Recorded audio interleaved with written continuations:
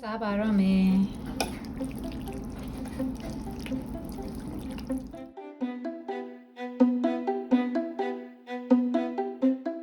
ဒီနေ့အုံနှုတ်ခောက်ဆွဲချက်မယ်နော်အုံနှုတ်ခောက်ဆွဲချက်ဖို့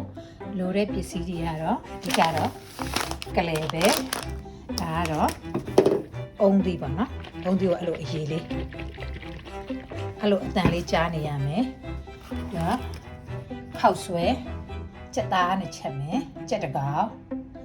ဒါပဲပြကြက်သွန်နီကြက်သွန်ဖြူချင်းဒါကတော့ခောက်ဆွဲအချောက်ပေါ့နော်အဲ့တော့စလုံးမုံမှာစလုံးမုံကိုကျွန်မဒီတစ်စိတ်လေးသုံးပါတယ်ညံပြရေးပါဒီ fish sauce ဒီတစ်စိတ်လေးသုံးပါတယ်အဲ့တော့တကြား sugar တစ်စွန်းပါနော်တကြားထဲမှာဆုံးကလေးပဲရေးစေးပြီးတော့ဒီပေါ်မှာထည့်ထားမယ်ပဲကိုဒီလိုထုတ်ပြီးစေးမယ်နော်ဘဲမှာကက်နေတဲ့အမုံများတွေပြောင်းလို့ပါ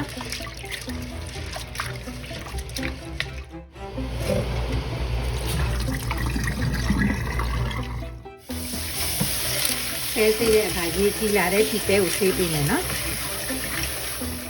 ရေကြည်လာတဲ့အထိစေးပြီးသွားပြီဆိုရင်ပဲကိုသူ့အပေါ်မှာဒီအနေထားလောက်ထိထည့်မယ်နော်ထည့်ပြီးတော့ဒီအိုးနဲ့ဆိုရင်နံပါတ်4ထိထည့်မယ်ထည့်ပြီးတော့ဒီရေခမ်းတဲ့အထိပြုတ်ပေးမယ်ဟိုဒီလိုရေခမ်းသွားအောင်နှုတ်ဣနေအောင်နော်ဒီလိုနှုတ်ဣသွားအောင်လို့ခစ်ထားတယ်အဲ့ဒါကိုဒါအုံးရေနော်ဆောနာအုံးရေထည့်မယ်ရေထည့်မယ်ခြေတဲ့ဒီလိုပေးမယ်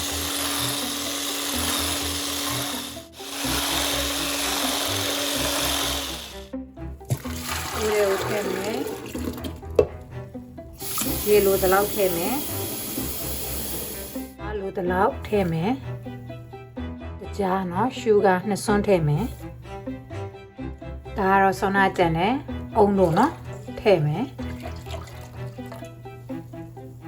ပြီးတော့ယူနစ်ပွက်တဲ့အထိမိဖို့ပေါ်မှာတည်ထားမယ်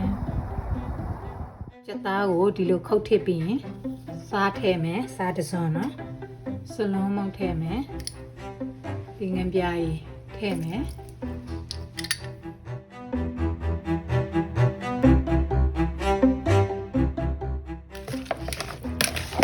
နှံ့သွားအောင်နေမယ်နော်ဒီလိုလေး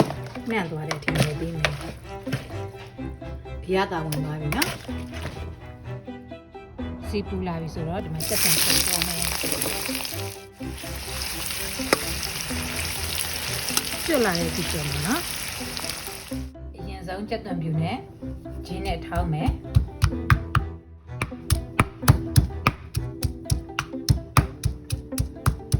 ဒီလိုညက်လာပြီဆိုမှကြက်သွန်ဖြူထည့်မယ်နော်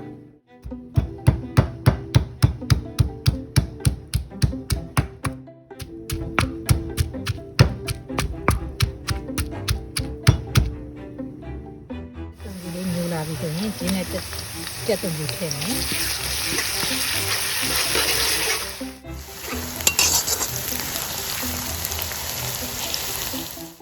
ညူရောင်တန်းလာရင်ဒါမျိုးပြီးမောက်ရောင်တင်နော်ထည့်မယ်ဒီတုံးပါလေ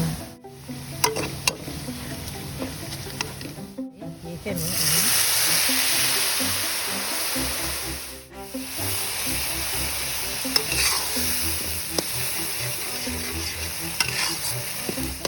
အားတော့အုံသီးနော်အုံသီးကိုထည့်မယ်အဲ့လိုလေးအရင်ခောက်ပေးမယ်နော်ခောက်ပြီးထည့်မယ်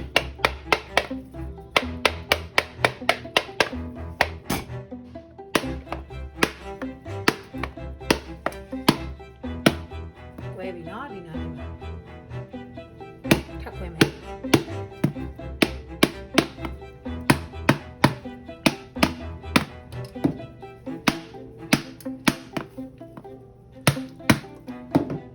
အုံးရည်ယူမယ်ရှင်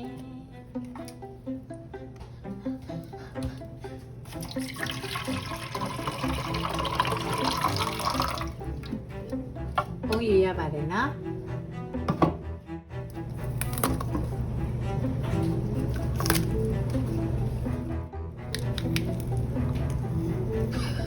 အုံးရည်ကနည်းနည်း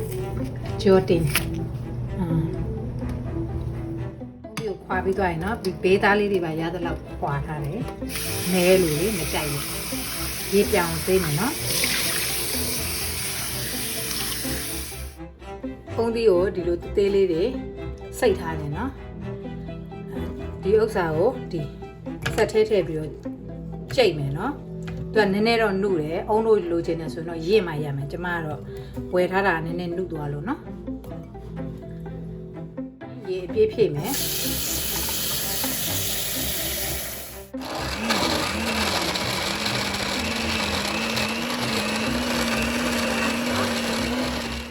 ဒီအောင်ကြိတ်ပြီးသွားပြီဆိုရင်ဝစ်စာလေးခံပြီးတော့ရေညှစ်ယူမယ်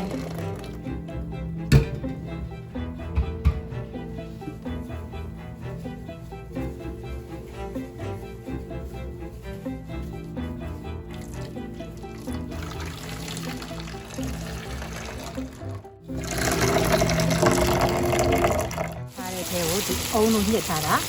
တဝက်ထည့်မယ်နော်တဝက်ဒါခြံထားမယ်ညှစ်ရေးထည့်ဖို့ပါရေခမ်းအောင်စောင့်မယ်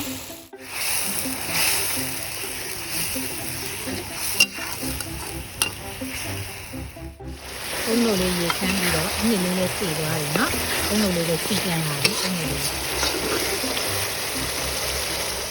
ဒီစီတက်ထားတဲ့စီချက်အနည်းရပြီဆိုရင်စက်သားထည့်မယ်နော်စက်သားထည့်မယ်စက်သားလေးကိုအကျော်တင်တော့အောင်ဒီစီကလေးနဲ့နေပြီးတော့ခဏအုပ်ထားမယ်နော်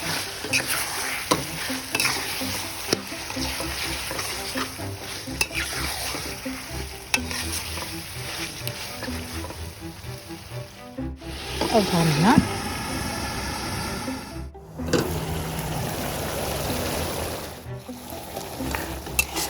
စက်သားသူ့အရေးသူထွက်လာတာနော်ဒီထဲစရာမလိုပါဘူးရှင်အားလေးစီပြန်မယ်နော်ဒီပွက်လာပြီဆိုရင်စက်သားထဲမယ်နော်ပြန်လိုက်ပြီးအပြင်မှာမှောင်သွားလို့ထဲရောက်လာပြီးရပွက်ရင်စက်သားထဲမယ်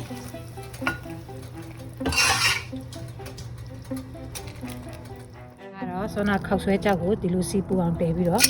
ကြော်မယ်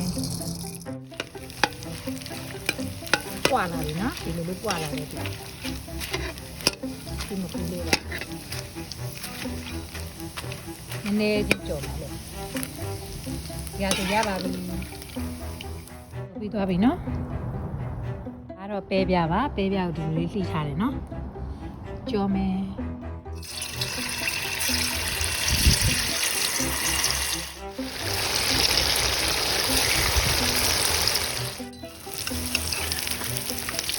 အောက်ပြန်ပေးမယ်နော်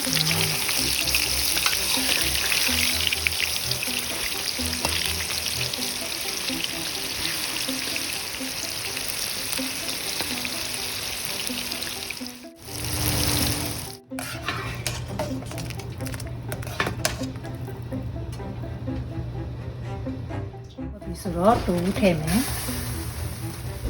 ဒီရေလေးရေကြရင်စားလို့ရပါပြီကျမကကလေးပင်နဲ့ချက်တာမဟုတ်လို့ဟင်းရည်လေးကကျဲပါတယ်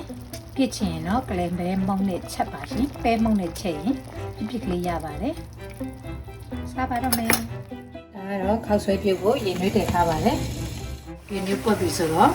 ခောက်ဆွဲထည့်မယ်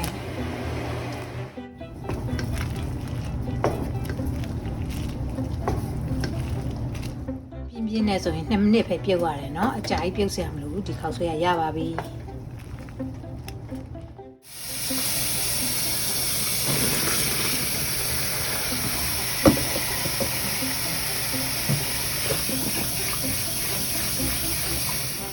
အေးလေးနဲ့ဆေးပေးမယ်နော်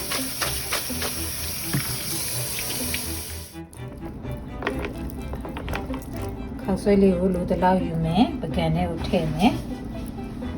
ဒါကတော့နန်းနန်းပေးမှာဒါကတော့ချက်သွန်လေးပါခေါင်းကြော်ထားတယ်ခောက်ဆွဲကြောက်လေးပါညာသီးတစ်စိမ့်ညှစ်ထည့်ပါမယ်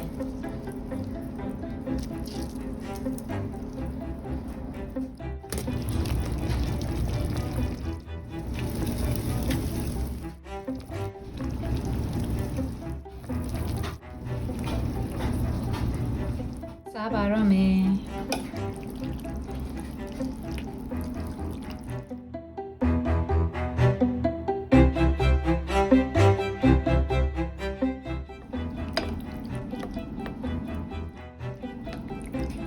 ခါကြပါအောင်